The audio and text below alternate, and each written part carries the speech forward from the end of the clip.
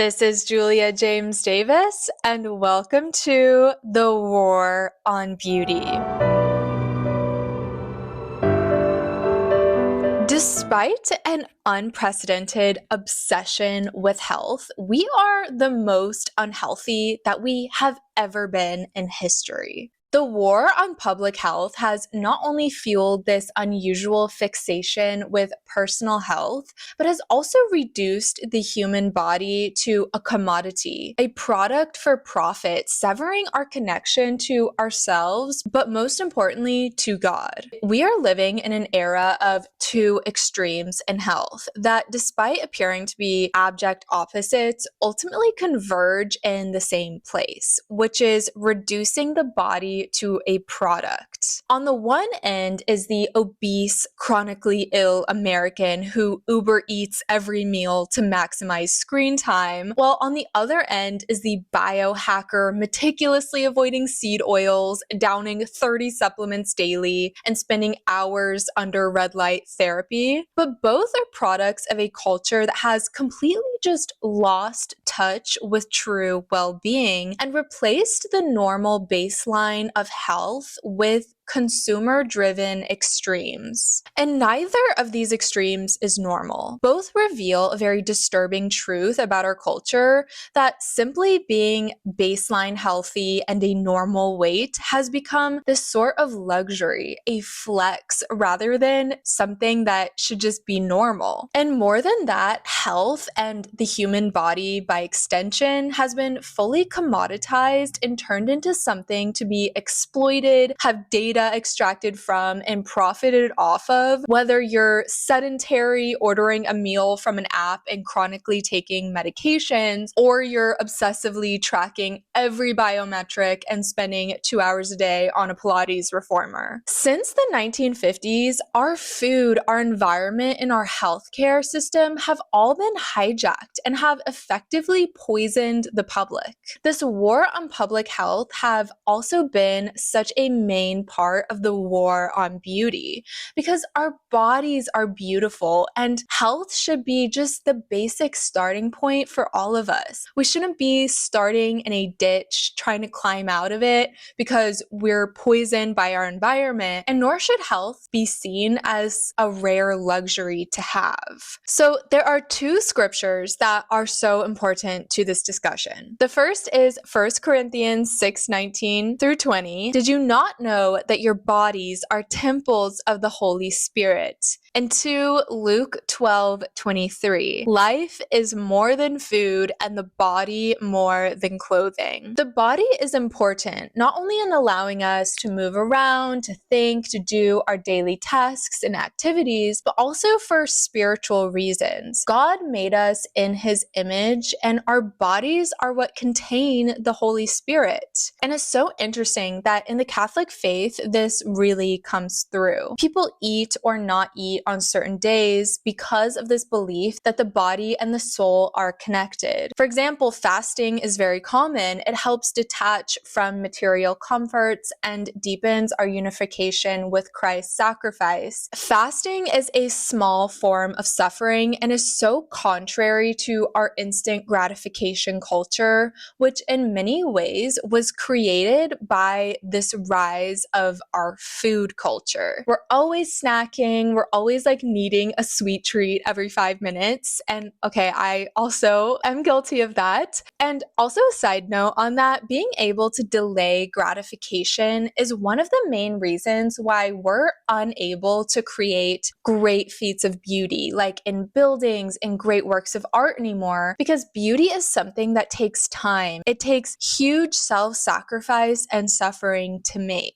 But I digress. So the important thing here is that what we consume is not only important for our health, but also our health and our consumption habits are directly connected to our spirituality. And over time, our food and our physical health have been turned into big business by huge corporations and the health industry. And all of this may sound so far-fetched, like how is our health and what we eat connected to our faith in God and our connection to our spirituality, but it's actually not when you take a step back and see how bad off we are now. Like with atheism rising through the roof, a horrible mental health crisis, and basically our whole society in shambles as public health has been under attack. And a lot of this war on beauty in almost every way, from art to architecture to food, can be traced back to post-World War II, when we had a massive shift to modernism, feminism, and moral relativism, and also the rise of a processed food and mega farming industries. World War II led to innovations in canned goods and processed foods that later became very mainstream. And in the late 1940s, and 60s, this is the time when our culture fully adopted convenience and mass production, even in food. Think frozen foods, TV dinners, and supermarkets. This all became the staple of the American diet and lifestyle, while at the same time industrial farming and the use of chemical fertilizers and pesticides became widespread in order to pump out more and more food at lower and lower costs. And at the same time, this is when fast food became really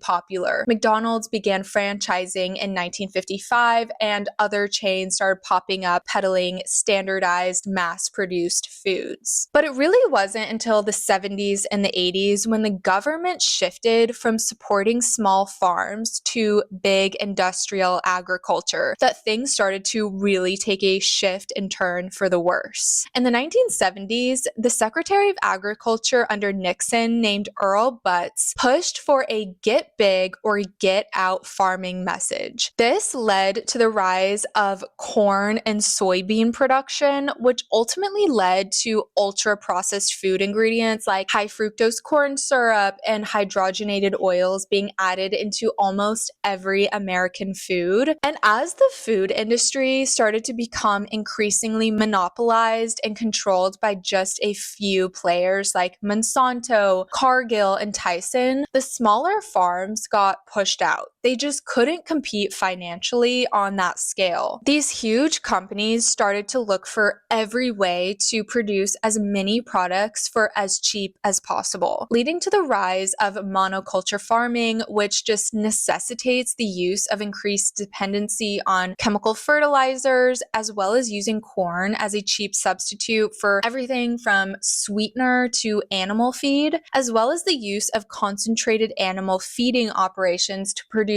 meat, also dairy, in the cheapest and highest yield way. So interestingly, corn now makes up 14 pounds per year of the average American's diet, which is up from 4.9 pounds in 1970, and 70% of the average American diet is made up of ultra-processed foods. And so we kind of all know this. Like, we all know that the American diet is just so bad, but it's also just directly destroyed public health on a mass scale. And it's led to a huge growth of the global pharmaceutical industry, which is now a $1.6 trillion industry. They make $5,000 per second. And the Americans represent a disproportionately large scale of the pharmaceutical industry's revenue. 90% of America's $4.5 trillion annual healthcare expenditures is for people with chronic and mental health conditions. And we know that food is playing a huge part in this. So, an overview of the state of public health in America. More than 40% of adolescents in the United States were overweight or obese. 1 in 36 kids is autistic, an increase from 1 to 4 out of 10,000 kids in the 1980s. 6 in 10 Americans has chronic disease. 4 in 10 have 2 or more chronic diseases. 1 in 5 Americans is living with mental illness, and over 3.4 million American children are on ADHD medications. And so much of this is driven by big farming and big pharma. And we're at this point now where if you're selling normal, healthy food products outside of this mega farming system, it's considered a crime. Take the case of Amos Miller, who is an organic farmer in Pennsylvania who was selling unpasteurized raw dairy products like raw milk and butter, and his farm was raided by the government and they banned him from selling his products. And so interestingly, it turned out that many of the people who shopped at Amos Miller's farm for raw milk and all sorts of products were healed, they said, from a variety of health conditions from that healthy food. But now they're not allowed to purchase it at all. And in fact, I found out that there are all sorts of laws around obtaining raw and pasteurized milk, including the fact that it's outright illegal to transport unpasteurized milk across state lines, and it's outright banned or restricted to buy it in multiple states. Like, why is this going on? This is so insane. How is it illegal to buy raw milk? It's so clearly an attack on the public, but also since our bodies are temples of the Holy Spirit, and if you're a person that needs, like healthy, more natural food items, and it's impossible to get or it's so expensive, like think about eggs that are organic, pasture raised are more expensive than anything right now. This has to be in some way an effort to make it more difficult for people to have a connection to God. If you attack the health of people, then you are also attacking that which is the temple of the Holy Spirit. This health crisis has led to the massive popularity of RFK Jr.'s Make America Healthy Again movement that has as its goal to combat this public health crisis, especially by addressing the processed foods and the American diet, as well as this increased reliance on pharmaceuticals, which I think is really great. And it signals a shift towards people are fed up with the state of affairs. People want this to be addressed from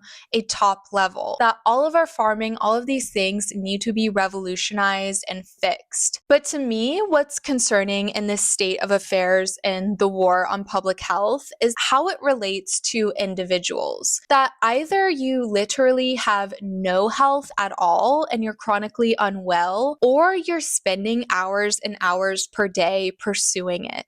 There has been this notable rise in fad diets where people are eating either like only meat or only oysters or like a jug of orange juice or putting a stick of butter in their coffee, jumping through every single hoop to avoid the toxins in normal food and biohack their bodies. There's been this overcompensation to the convenience culture of the past decades where instead of living a sedentary life post-mating every meal, people are now tracking every single biometric from waking to sleep. And some people, famously Brian Johnson, are even trying to defy death altogether through extreme health measures. And in smaller ways, personal health has been pushed as this new luxury for the select few. Think of the editorial level ads from Equinox that look more like something from Vogue Italia than from a nationwide gym chain, or the rise of wearable tech like the Oura Ring, which tracks literally every single marker of your life from blood oxygen to your hormones to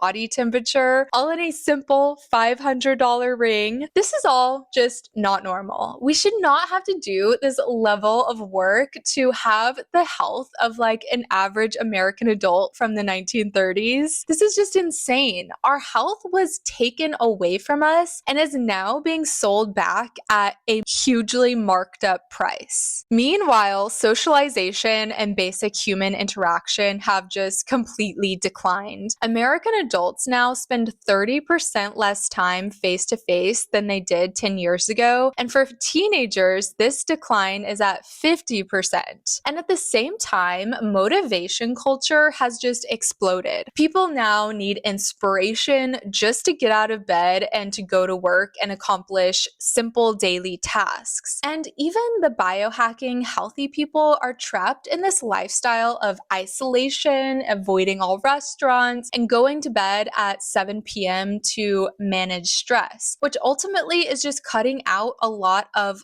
life. 70 years ago, like our grandparents, they did not have to biohack. They just lived, and they were all the better and more healthy for it, even while indulging in things that now we would never think are so unhealthy, like smoking cigarettes or having a drink at the end of the night. And on that note, it's very interesting that in addition to the Maha movement of RFK Jr., there's even this trend of the anti-health movement, which kind of I think is based in that nostalgia of the way that our great-grandparents and our grandparents lived, which just embraces this more effortless and normal lifestyle, like starting the day with a cigarette and a coffee, or even kind of the romanticization of the way that Donald Trump eats, which is one meal a day, and that is a McDonald's hamburger. I think people are just so fed up with the way that our health situation has been, which is either extremely unhealthy or just putting all your effort in every waking hour into pursuing health to the nth degree. And again, in conclusion, all of this matters not just